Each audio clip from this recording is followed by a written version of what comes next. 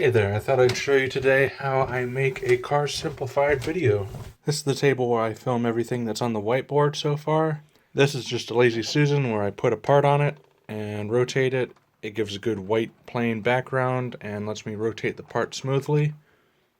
It's just a tray on a marble board thing. These handles are handy because if I keep them out of the shot, I could just hold them and push them.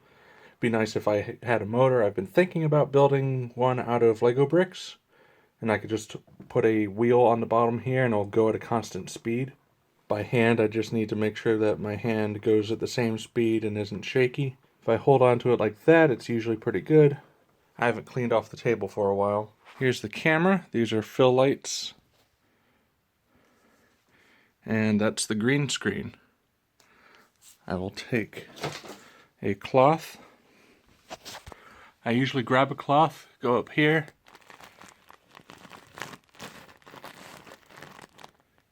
that's about where I stand. I'll aim these at the green screen. Zoom it in a little, and we'll look at the blue and adjust the focus until it's sharp. Normally there's more of it in the screen, so let's do that. Alright, looks good. And then I would flip this around so I could see myself, hit record, walk in front of the screen and start recording. The nice thing about that is that I have it on manual focus, so as long as I stay in the same place, I will stay in focus. The tricky thing is that if you take the battery out,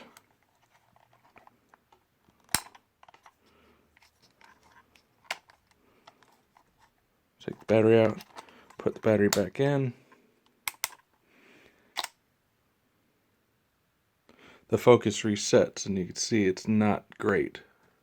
And that's what happened on at least one of my videos. I assumed that the focus would stay the same and the whole shot was ruined. I had like 2/3 of the video shot super blurry. I didn't go into editing until well after that shot, so I think I even had a haircut, so the shots would have been different, and I really didn't want to go through all the filming again, so it just ended up being blurry. If I'm filming on the white tray, I'll just point it down there. I can adjust this down a little bit. For the whiteboard, I would just draw on it. I wouldn't be as zoomed in, but let's say I'll put this on here. Oh, that's super blurry. So one thing I will do is zoom in as much as I can. Sometimes I'll even use this longer lens, but I have to make sure that that's in the center. That's not too bad. I'll just leave it where it is for now. I'm not really recording. But then I'll put this in focus. There we go. Hit record.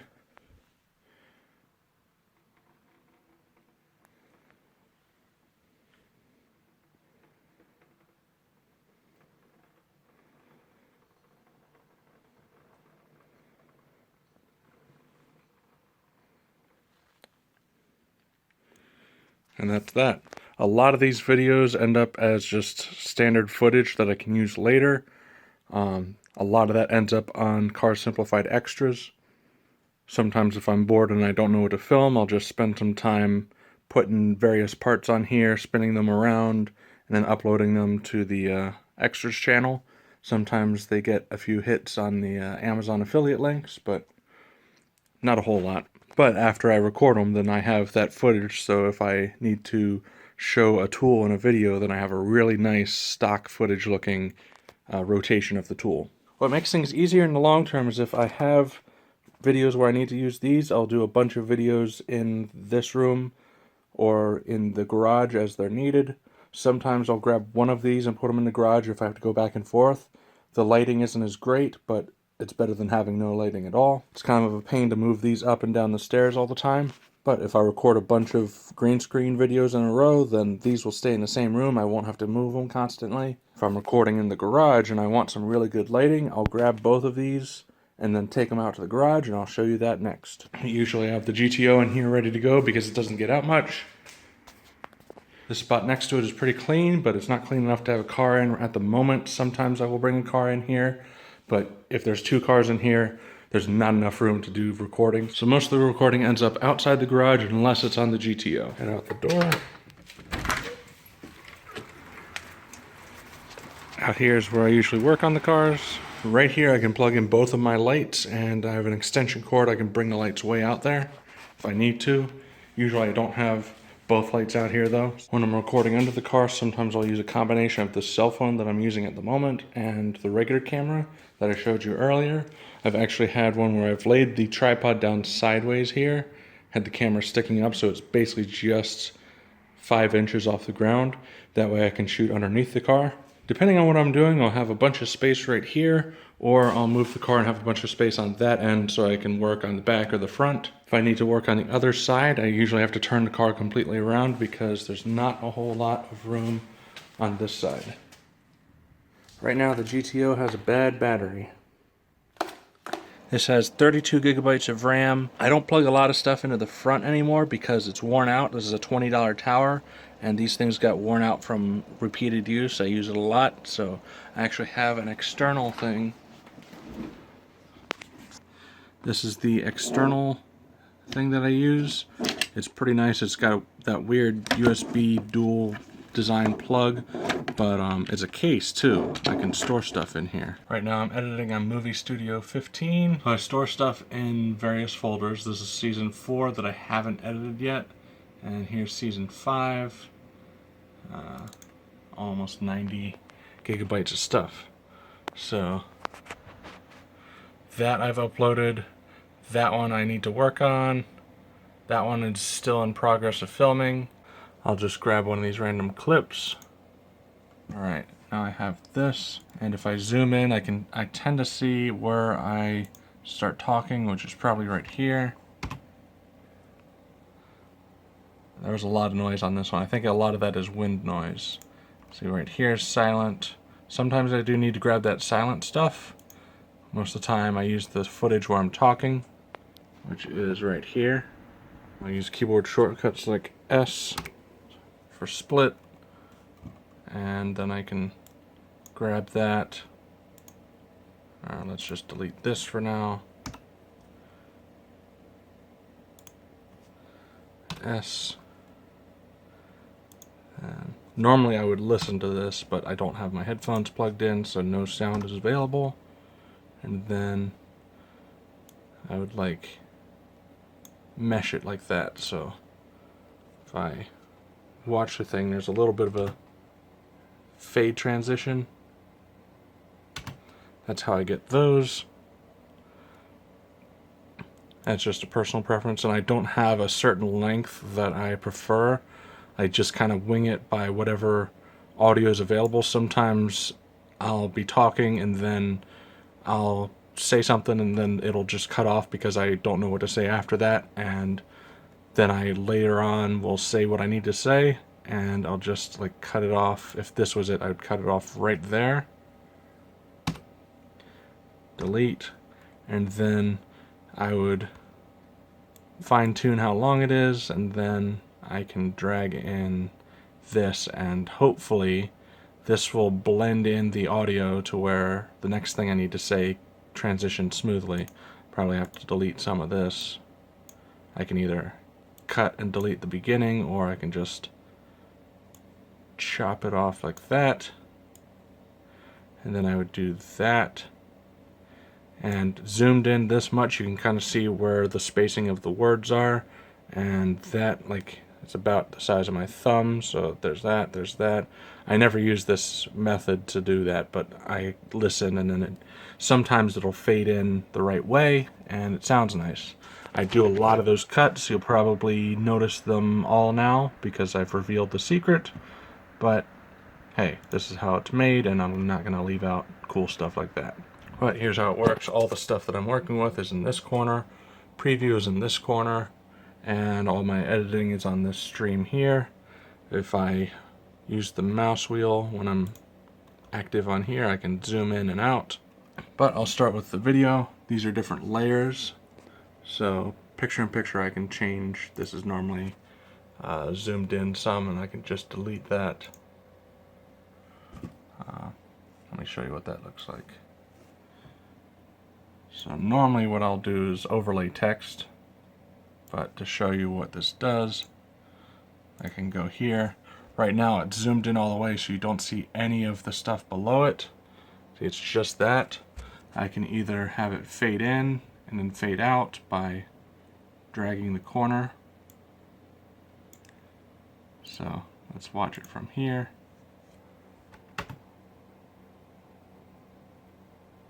There we go. That's the kind of movie magic that can be done. The other thing I can do is give it some opacity, and then it's got this weird invisible thing going on. This is only working the way it is because the shot is on the same exact position. If it was off a little bit, or if, like, let's say I zoom in. Here's how I can zoom. Oh, that's way zoomed out. So this box is the outside corners of the screen. I can zoom in.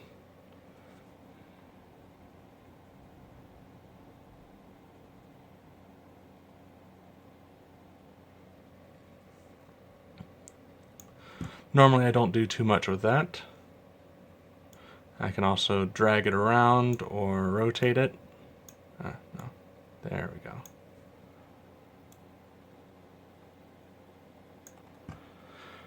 Don't have to deal with that too much. Sometimes on this phone it will assume that I'm recording in the wrong direction and I'll have to rotate it that way. Usually I catch it as I'm recording though, and I'll stop the video and then record a new thing with the corrected angle. Once I'm done making the video, I can go to Make Movie here, and it gives me a bunch of options I don't care about. These, like, I do not just upload it to YouTube. I always save it to my hard drive, and I never save it in Platinum projects. I don't know why that came up, but MP4.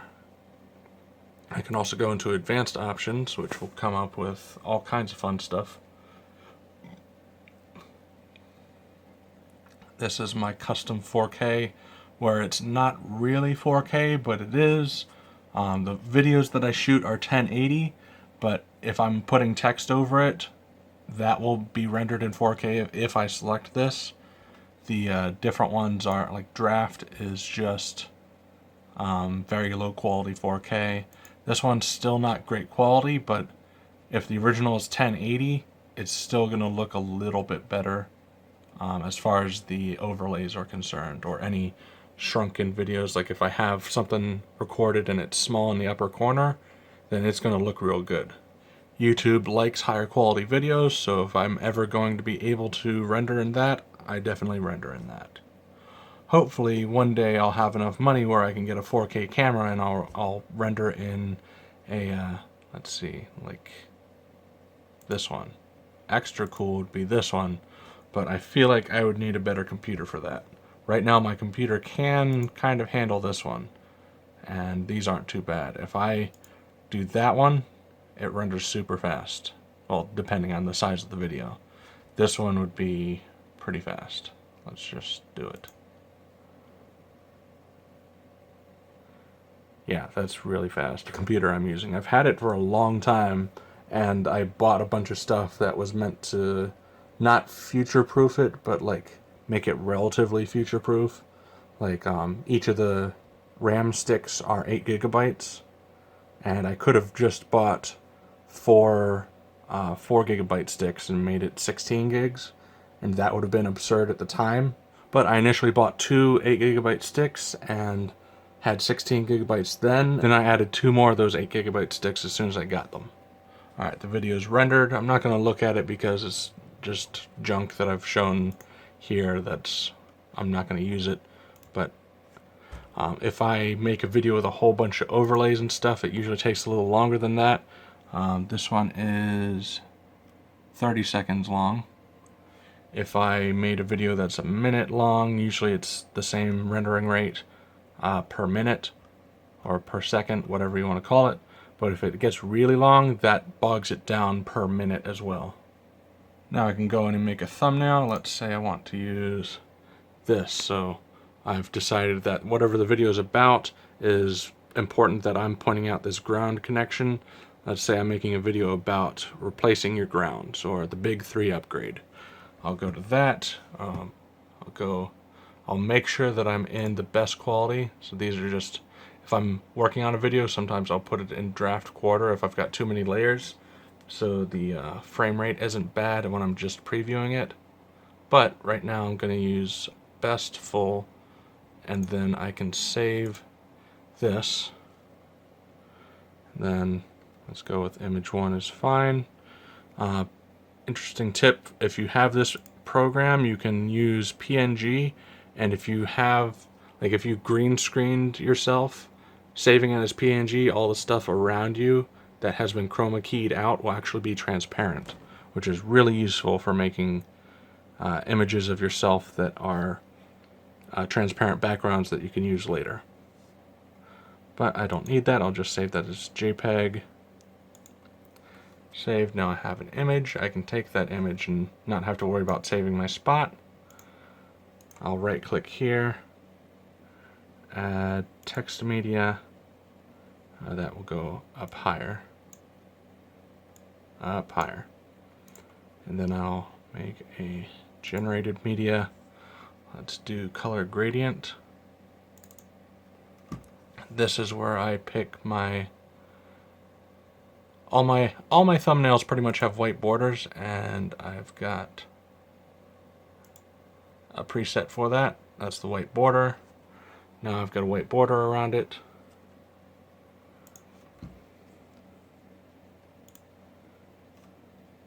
I don't need video effects for the text yet.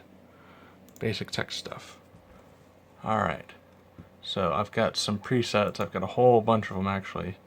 A lot of them are like camera settings. I did that in a video about a year ago when I did some LEDs showing the brightness differences, so I had a setting for camera settings. There we go. That's what that looked like. I use one font for most of my stuff. I started using a different font for the thumbnail. That's what that looks like. Put in whatever I want. Cool vid. That way you know it's cool vid. But then I can take this and put it wherever I want.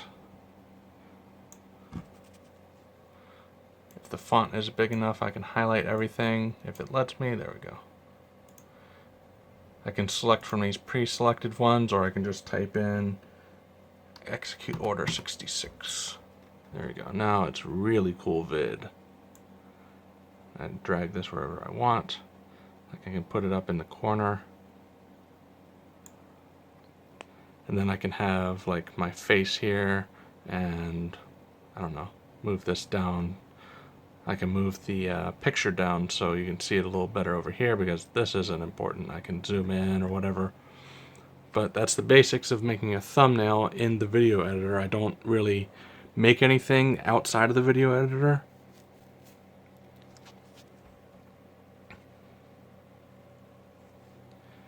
And then I can, one thing you can do is drag this down, and now I've got another visual thing I can add in, or I can just go up here, save this, make another image, close out of that, and now I've got cool vid, and I can add on whatever I want to that.